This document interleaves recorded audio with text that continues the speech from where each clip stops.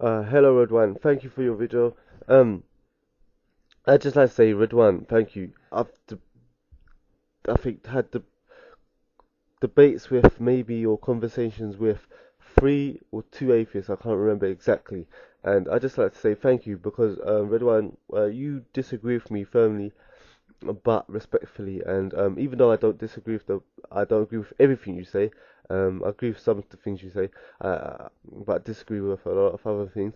Um, Thank you for basically treating me like a human being because the other two or three atheists that I've basically speak to, they started like sounding like intelligent and like rational, you know, respectful human beings, and by halfway through their video, they end up talking about, all Muslims are terrorists, you know what I'm saying, and that basically Muslims are like subhuman in the way that they think and stuff like that, and that that we need to be civilized and stuff like that, and and just all the unsupported stereotypes and stuff. So thank you, first and foremost for just actually stating that you disagree with me, but and the reasons why, and quite firmly, but actually respecting me. Even though I disagree, and I think that a lot of the points can be refuted, um, I still respect you because you just treat me like a human being, and that's all we're asking for.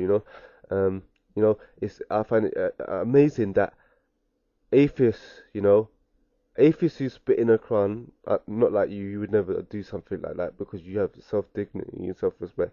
And even though you disagree with the Quran and so forth, you know that other people believe in it and respect it, so you wouldn't do something like that. But I find it amazing that people that spit in a Quran and people that um flush the Quran and toilet talk about Muslims being intolerable and Muslims being inhumane. Like I don't get it. You see what I'm saying? I wonder, what kind of regime we would live under if they were in charge. But anyway, sorry to beat around the bush. But thank you for your response.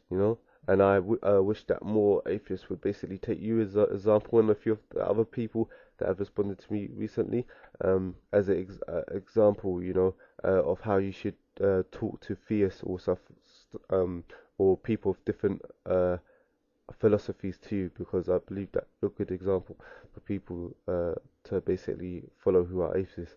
Anyway, to cut a long story short, thank you for being patient for my reply, and you're gonna be a bit peed off because you asked me not to um, go through your video, like play your video back. The reason why I do it, Red One, is because I don't have a good memory.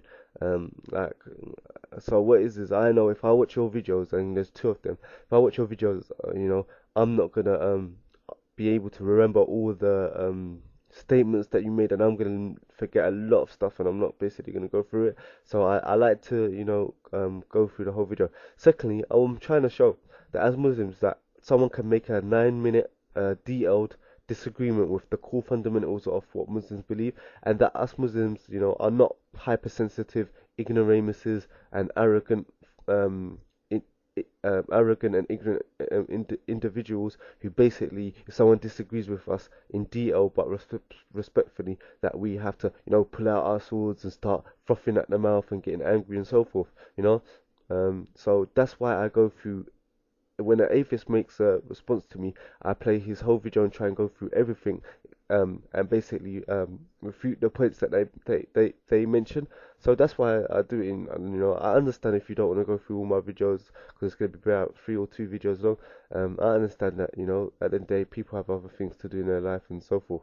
But, and I know you can actually bring questions. Last and leastly, I've taken up half the video already. I'd just like to say thank you for the way that you put questions because I'm used to just answering questions the same way, but I find your videos interesting because they're not the standard questions that most atheists comes up with, so they're quite entertaining for me myself, you know. So even though I disagree with some of the things you said, but I agree with some of the things you said as well. So let's go through your video. So, I actually do agree about your basic point that if there is a God, then there's a divine law. We can call that law morality, and I think that's simple. I don't know that that morality is the right thing to call God's law. That's a philosophical issue that we could get into, but I'll grant it for now. And with no God, there's divine law, and either we obey it or we suffer. And the universe has this cosmic morality built into it by God that God knows and declares to us. Yeah, maybe, okay. But if there's no God, then the universe, evidently, as far as I can tell, has no cosmic morality built into it. Now, that's actually a position that atheists will disagree about with me. Some atheists will disagree with me, but I'll agree with you about that. I'm not aware, just as I'm not aware of any God existing, I'm not aware of any objective morality built into the universe. So if somebody, atheist or not, says to me that they think rape is okay, what am I going to do? I'm not going to be able to refer them to the cosmic morality and say, look, you're out of line with the facts. I don't think that morality is that kind of thing. That doesn't mean that I think rape is okay, or that I'm going to agree with them that rape is okay. It means that I'm not going to argue with them like that. And if ultimately a person really, really believes that rape is okay, then I'm not going to have a logical argument with that guy. I'm going to, if he acts on that, we're going to throw him in jail, because we don't want to live in a society like that. It's has nothing to do with proving that it's right and wrong. It has to do with the kind of society that we're going to live in. Yeah, I agree with you exactly. If there's a guy out there and he's raping and he's implementing these sick ideas and he's this power freak and stuff and he's going out there doing all this stuff, I understand. You're not gonna go to him with a bunch of books and intelligent arguments and analogies and arguments to say to him, what you're doing is really not healthy for yourself or for society and stuff. The part of where I disagree is that when us as Muslims or take someone and put him in jail, we do so because obviously we believe that there's right and wrong laid down by God, and that basically you know um you shouldn't be doing this and it's a great evil, so we should put you in jail. What I don't understand, wouldn't don't understand, but basically what I don't agree with is that atheists, they will see someone they say that you're here, that you choose your own way to live your life, yeah, and that basically no one should enforce on you and no religion should impose on you how you should live, and people should be free to live how they want to. And I don't believe that the majority of atheists are robbers, stealers, muggers, and crooked people like that. I don't believe that, yeah.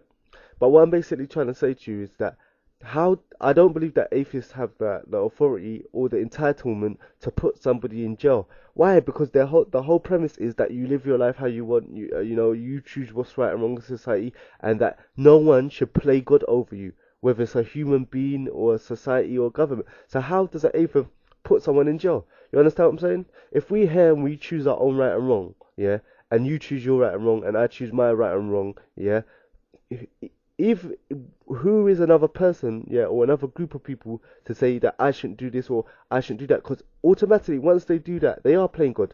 So the point I'm trying to make is that atheists say that they don't have, they don't like to submit to basically they don't want any one over them dictating how they should live and what's right and wrong, and but the fact of the matter is they do have something. The only difference that I have, yeah, is that I say that you should follow obviously God the Most Wise, and they say that no, they don't. There is no law over them. But I think you can see that there is something that they're referring to say that that basically we're all free individuals, and that basically everyone chooses their own right and wrong, and that everyone should be left to be their own device. I don't believe that in reality that's true. So what I'm basically trying to say is that either atheists believe that you can choose your own way of life and no one should enforce anything on you, or they don't believe that everyone has the right to choose their own way to live. And that's what I believe is more true. That they don't actually in reality believe that everyone should choose their own way to live, but they say it. So in theology, it sounds beautiful, a bit like communism, but it sounds, beautiful and everything. But in reality, it doesn't work. And not to say I'm a fan of capitalism, because capitalism, I think, is just another form of, robbery, taken from the poor to give to the rich. But anyway, that's how a different argument. But you understand what I'm saying? Atheists claim that they don't have no religion, no thing to refer to, and no rules and stuff like that, and everyone's free to choose the way how they want to live. But in reality, that's not true, because if people choose a way that's different than the atheist Ten Commandments, then they get pulled in jail, or punished and stuff like that. So I disagree with what they say in theology and theory is true. In practice, no, they don't believe that you can, we're all free and there's no rules you should follow, and that basically, everyone has the right to choose what they believe is right and wrong. I don't believe they say it. I believe, you know, that they profess it, but in practicality, it doesn't work. Okay, I think I'm gonna have to go into video 2 now. Sorry, Red One.